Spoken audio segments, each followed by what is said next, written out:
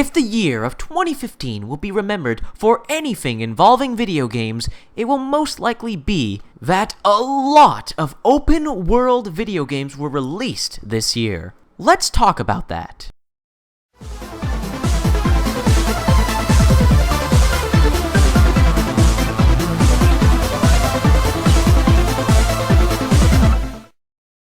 Hey, hi, how you doing? This is the Gamertron and welcome back to the Gamertron Show. Alright, let's get this started. We have The Witcher 3, Fallout 4, Metal Gear Solid 5, Assassin's Creed Syndicate, Mad Max Just Cause 3, Dying Light, Saints Row Gat Out of Hell, Batman Arkham Knight, and Bloodborne.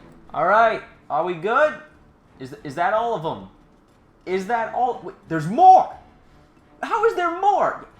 Screw it. We're going with that, okay? So yeah, there were a lot of open world games released this year, like holy hell. And you know what? Despite my surprise, I'm actually not that surprised. Let me explain. For the past few years, some of the biggest selling, most popular, most well-received video games that usually win Game of the Year awards and such are that of open-world video games. I mean, let's look at last year, 2014. What were some of the most well-received, critically acclaimed video games of 2014? Dark Souls 2, Middle-earth Shadow of Mordor, Dragon Age Inquisition, Far Cry 4, Borderlands the pre-sequel. Wait, that came out in 2014?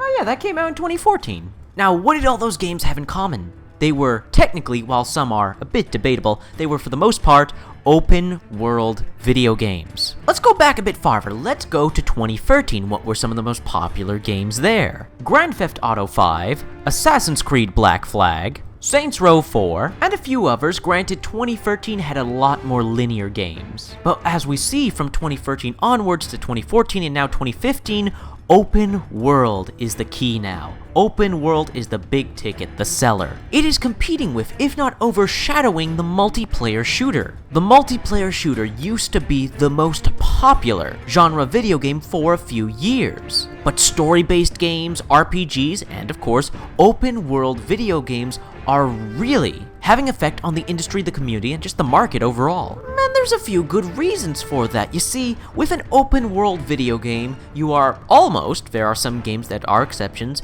guaranteed substantial content in your video games. That's become a big thing in the gaming community. Content for your money. And open world video games are almost a guarantee that you're gonna get the content for your money. You're almost always guaranteed a 10 to 20 hour game with like a main story quest, side quests, exploration, and little extras. More and more people are seeing the value in open world video games, not just the customers, not just the consumers, but the developers and publishers. Developers or publishers are realizing people want their games big. They want big worlds, big levels, big maps. The idea, the concept of open world is spreading to the point where other video game genres are trying to emulate the experience of open world without actually being open world. Multiplayer shooters like Titanfall, Star Wars Battlefront, Evolve, and maybe possibly Rainbow Six Siege, but I would debate that, have levels and maps that are huge in scale. They have wide open areas, they have vertical spaces, multiple ways from getting from point A to point B, with a lot of environmental details and certain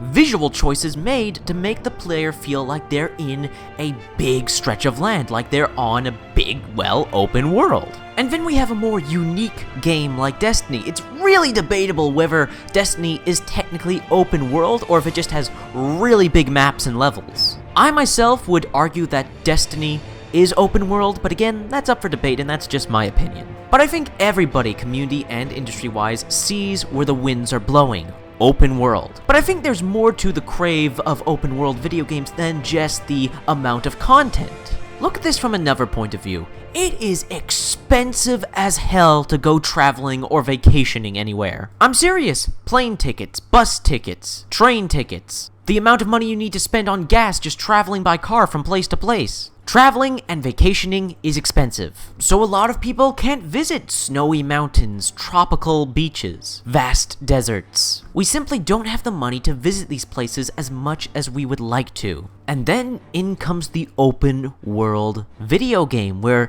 you're literally exploring this extensive wilderness of another world. Sure, this may not be that trip to New York or Paris that you wanted, but it's still a new avenue of traveling and exploration, the open world video game. I've never been to a desert. I would honestly like to see a desert just to see what it would actually look or feel like. I've never been close to a volcano. I'd probably be too scared shitless to go near one. I've never gone up into space, although I would love to and it would probably be amazing and life-changing, it's still terrifying as hell. In comes the open world video game. Explore environments you've always wanted to explore. Explore new and crazy and alien environments you never imagined. Discover and immerse yourself in a seamlessly never-ending environment, and there lies the appeal of the open-world video game. Well, at least one of them. But next to the amount of content, and next to the sense of exploration and traveling, I would like to make a reference to a much older video of mine, a video I made almost a year ago, about how, for the most part, open-world video games are generally